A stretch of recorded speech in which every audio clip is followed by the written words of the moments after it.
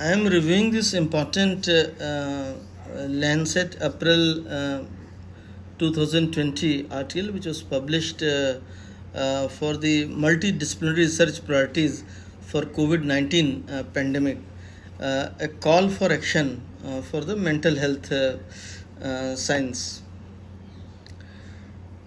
It is already evident that direct and indirect psychological and social effects of coronavirus 19 COVID-19 pandemic are pervasive and could affect mental health now and in future. The pandemic is occurring against the backdrop of increased prevalence of mental health issues in UK in recent years. Some group. So further, severe acute respiratory syndrome coronavirus SARS-CoV-2, the virus that caused COVID-19, might affect the brain or trigger the immune response that have additional adverse effect on the brain function and the mental health in the patients of COVID-19. So this paper reviews the public and the people with lived experience of mental ill health, and the general population survey done by IPSOS MORI revealed widespread concern about the effect of social isolation or social distancing on well-being. So, actually, how this study was conducted?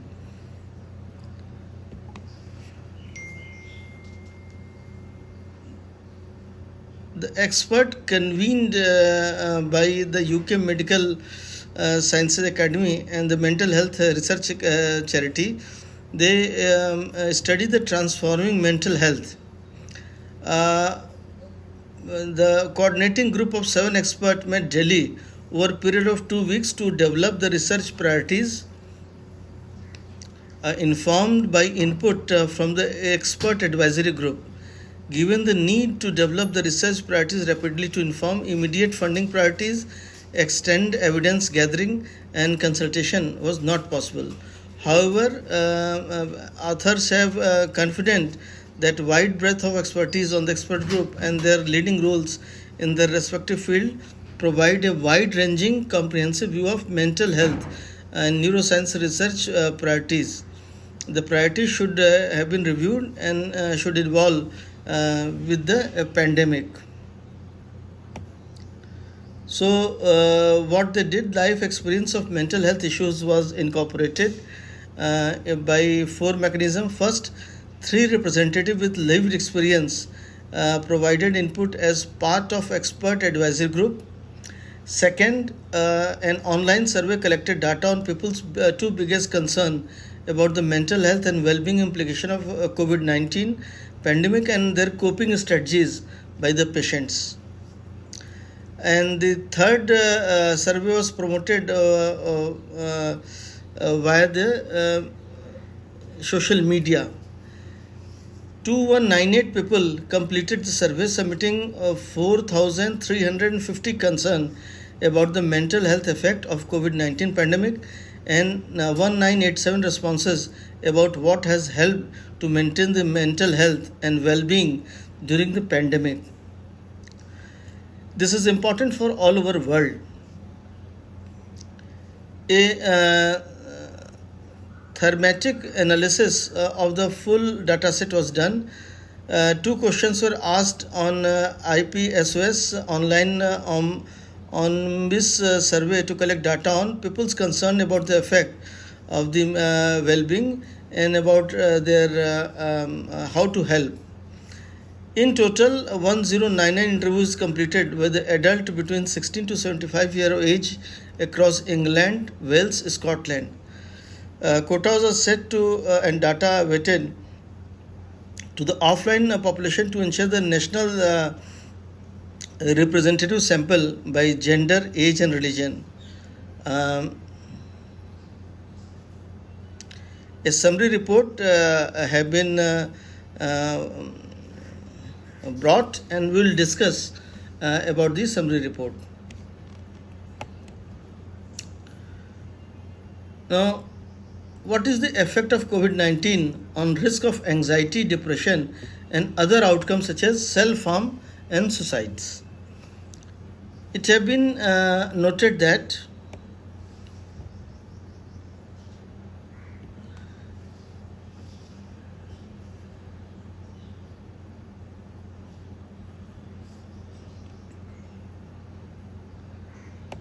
patient who survived the previous respiratory syndrome epidemic in 2019, they had severe life-threatening illnesses like post-traumatic stress disorder or depression.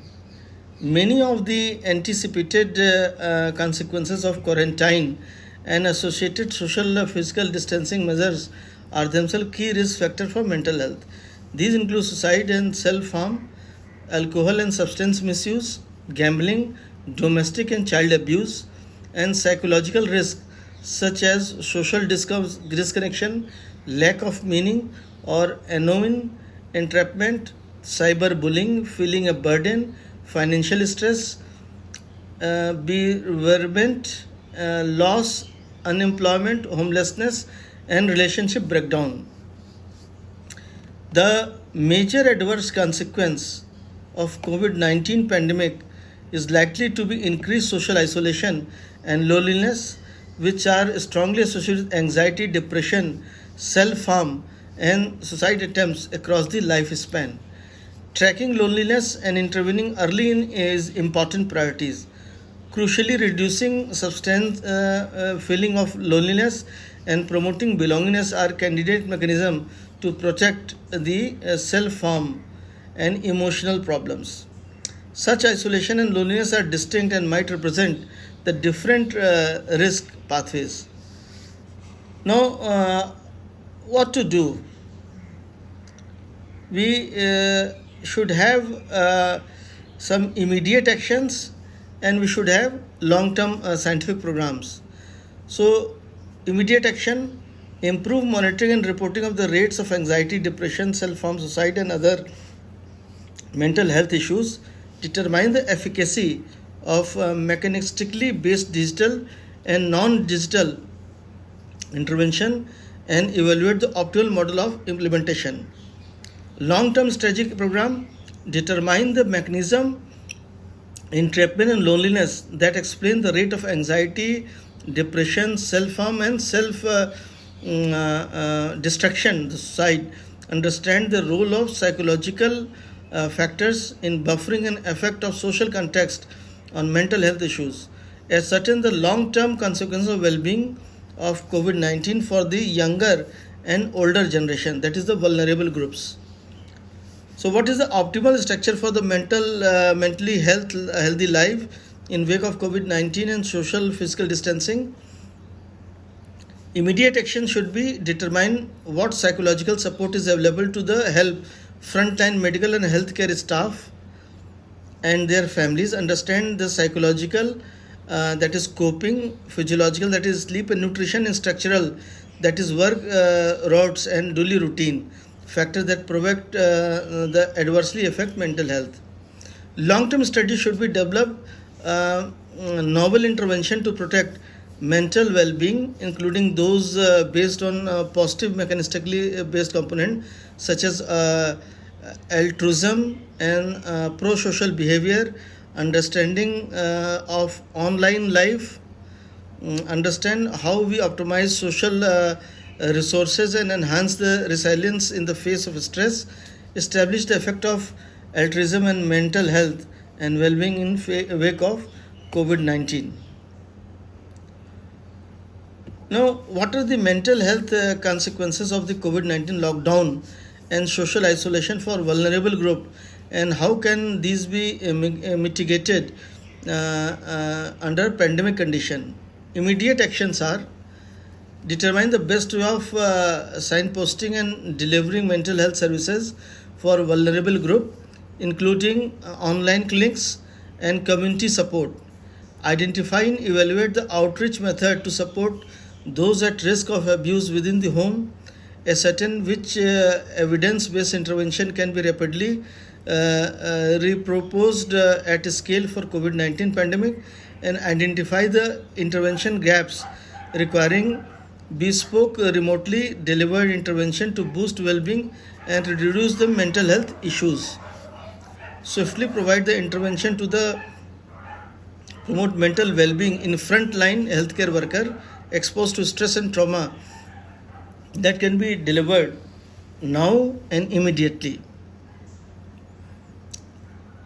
Long-term strategy should be on basis of intervention gap defined, design the bespoke approaches of population level intervention targeted and prevention of treatment of mental health symptom, that is anxiety, and at boosting coping and resilience, develop innovative novel universal intervention on new mechanistically based target from experimental and social sciences for loneliness be considered befriending that can help mental health.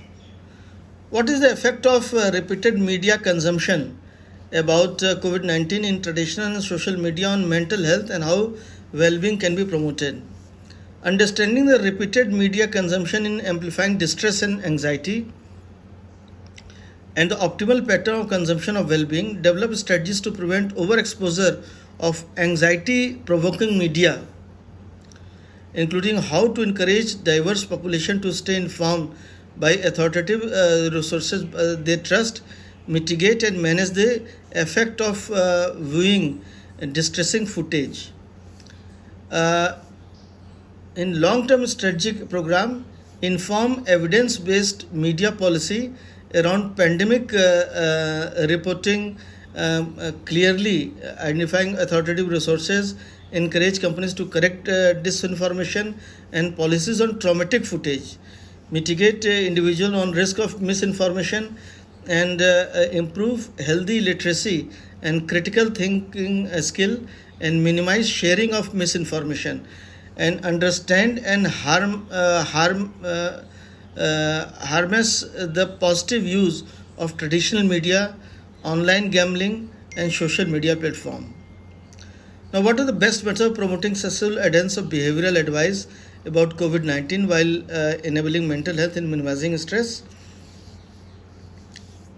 Immediate action should be understand how health messaging can optimize behavior change, reduce unintended mental health issues, track perceptions of and response on public health message to allow irritative improvement informed by mental health science. A long-term strategic program to synthesize evidence-based lesson learned from future pandemics, tailor to specific group as required, motivate and enable people to prepare psychologically and plan practically for possible future scenarios, understand the facilitator and barriers for activities that promote good mental health such as exercise, promote mental people care and concern for other, fostering collective solidarity, altruism. Now, one major factor for vulnerable group is children, young people, and families will be affected by school closure. They might also be affected by exposure to substance misuse, gambling, domestic violence, and child maltreatment, absence of free school meals, accommodation issues, overcrowding, parental employment, and change and disruption of social network. Older adults, those with multimorbidities, might be particularly affected by issues of isolation, loneliness, end of life care, and bereavement, which may be exacerbated by the so called digital divide.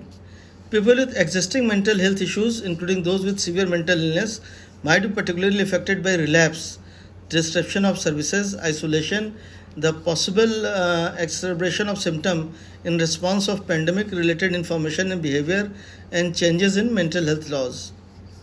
The frontline healthcare worker might be affected by fears of contamination, moral injury, disruption of normal supportive structure, work stress, and retention issues. People with learning difficulties and neurodevelopmental disorder might be affected by change in disruption of the social support and routines, isolation and loneliness. Society might experience increased social cohesion and communication, but also negative affected by increased health inequalities, increased food bank use, increased race-based attack, and other trauma. Rural communities might also affect differently to the urban communities. Social excluded groups such as prisoners, homeless, refugees might require a tailored response. People on low income faces job and financial insecurity, cramped housing, and poor access to the internet and technology. So almost all the groups have different kind of problem and different vulnerability, and all the vulnerable groups have to be taken care of. Now, what is the effect of repeated media consumption about the COVID 19 and traditional media and social media on mental health? How can well being be promoted? Uh,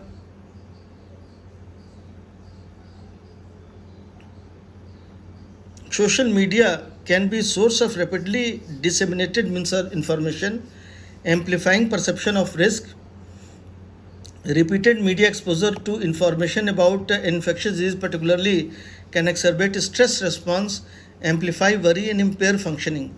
Anxiety and uncertainty can drive additional media consumption and further distress, creating a cycle that can difficult to break. Media-fueled distress can promote behavior that negatively affect healthcare system. That is, visit to emergency department, holding on face mask, with downstream mental and physical consequence. Immediate research priorities for understand better role of repeated media consumption around COVID-19 in amplifying distress and mental health in various group should also be studied, and research should be done. Uh, what is the best method for minimizing stress?